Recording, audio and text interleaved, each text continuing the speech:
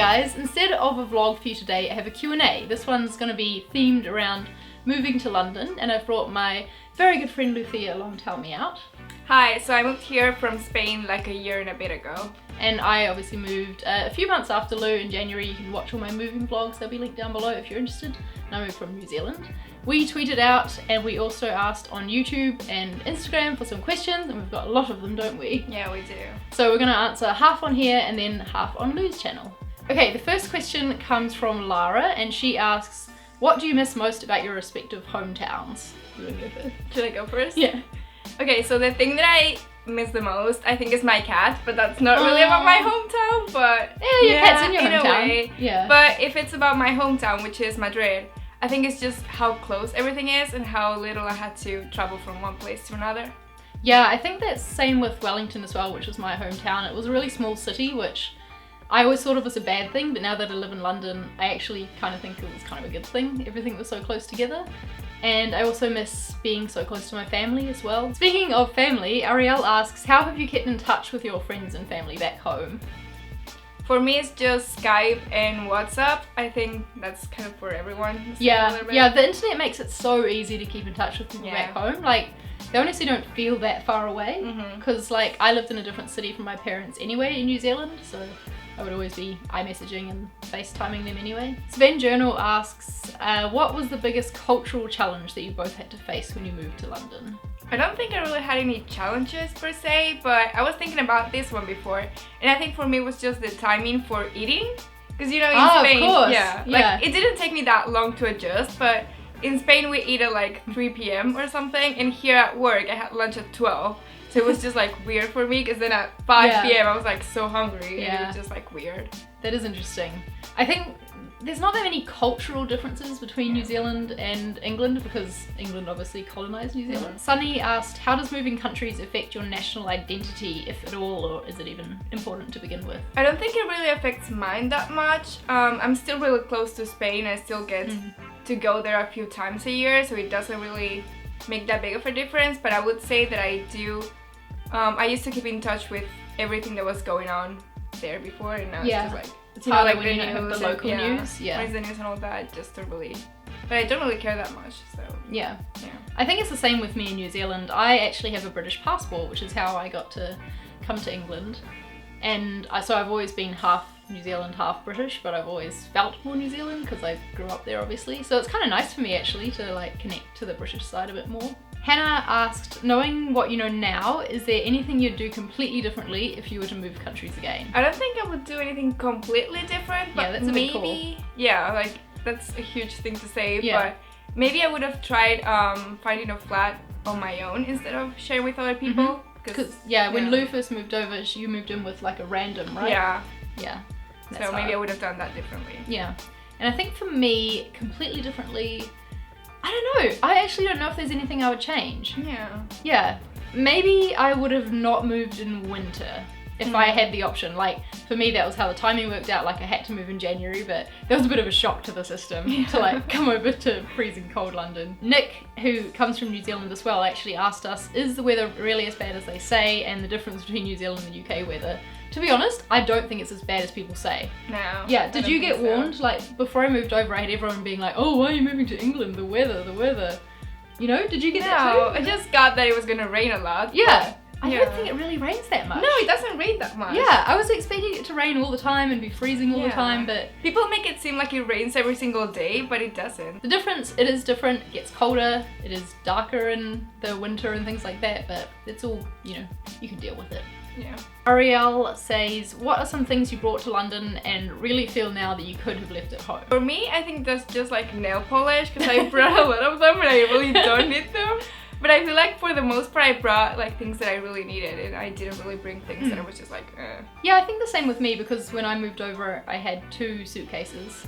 That's all I, you know, could bring. So I was very picky about what I put in it.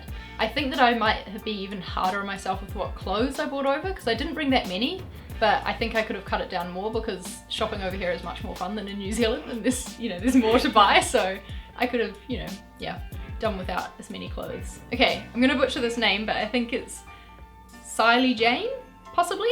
says, what did you take with you when you left New Zealand? Just a suitcase, or did you ship items over? So like I said before, I bought 2 suitcases, but I also did end up shipping a box over full of my screens for screen printing. Oh, yeah. So that's the only thing I shipped over, but everything else I decided I could just do without. There's a lot still at home with my parents in their like, you know, attic space of like, you know, personal memories, things that I didn't want to like throw away but didn't want to bother bringing. How about you? I brought a suitcase and then my parents shipped over a box, but it wasn't that expensive because yeah, it's not that far away. Yeah. But I still have my old bedroom back home, so most things are there. Yeah. How big was the box? It was like... Amber asked, what is the best thing about living in London and what is the worst? I think the best for me, or I guess something that I was really excited about, is theater here in London, because I really like theater and I personally think it's the best city for theater. So that's the best thing for me. The best thing for me, sort of similar, it was I saw 44 bands last year. Wow. Yeah, that's not 44 different shows, but still, that's a lot of bands, and I never would have been able to do that in New Zealand. It just feels like so much more happens here, and there's always something on. Like, you can just stay at home and chill out if you want to, but if you do feel like going out and doing something, there's like, you know, so many different things that you could go and do. So it feels like everything's happening. And also, me coming from New Zealand, I like that London is close to the rest of Europe. That's very handy too. What about the worst thing? I think the worst is just how far everything is. If you want to go from one side to London to the other, it can take you up to 2 hours, and I think that's crazy. So I guess that'd be the worst. Yeah, I think you're right. I don't know, I don't mind that much. I feel like I've gotten used to it, but that did take a while. London is very spread out and it's very expensive to live close to like the places you need to go. I think I'm gonna say that's the worst thing, is the cost of living somewhere. You could, I think I was saying to my parents the other night, you can get cheap, nice and safe, but you can't get all 3 of those things. Yeah, you can only get 2 of them. Vapor Designs asked, what were the challenges you had to face and what scared you about moving? What do you think? Did anything scare you?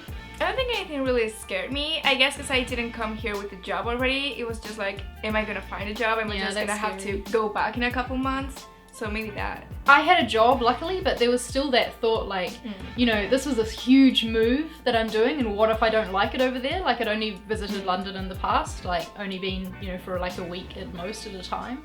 Yeah, so if I had to go back, it's just quite easy, but if you had to go back, it's just like... And it's more all the thing too, like it's a big deal to like move countries, so then you have to tell everyone that you're moving back again, you know.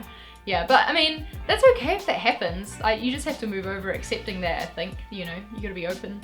You can't let the fear of that hold you back from actually moving. Aoi asked, well, how do you make friends when you knew almost nobody?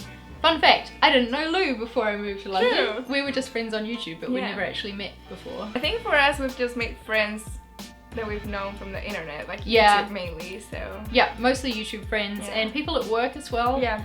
You know, you just meet people around the place. I think you just have to be like open to meeting new people and try and go places where you think people that, you know, have a similar mindset as you might like to hang out. So for us, that's YouTube. Yeah. So we go to YouTube events and things, and that's where we meet lots of people. Okay, that is all the questions we're going to answer on my channel, but we've got a lot more really interesting ones that get into like work and finding accommodation and things that we're going to do over on Lou's channel. So if you want to see that, just come over to my channel. That'll be linked down below in the description box. Make sure you give this video a thumbs up if you enjoyed it. And if you've got any more questions for us, I don't know, you can leave them down below in the comments and I'll, you know, drop in and answer a few because I always like to answer my comments. Make sure you subscribe to Lou when you go over to her channel, and I will see you next week where there will be a weekly vlog. Bye! Bye!